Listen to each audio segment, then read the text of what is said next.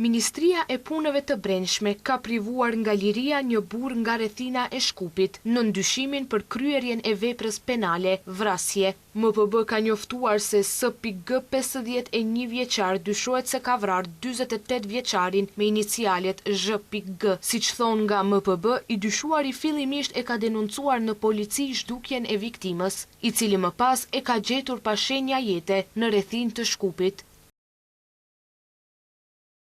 Më 26/6/2026, S.G. kish njoftuar në stacionin policor se nga shtëpia ishte larguar Zh.G. me të cilin jetonte në shtëpinë e njëjtë, ndërsa më 27/6/2026 kish njoftuar se e kishte gjetur pa shenja jete në afërsi të fshatit Letevc, rrethina e Shkupit.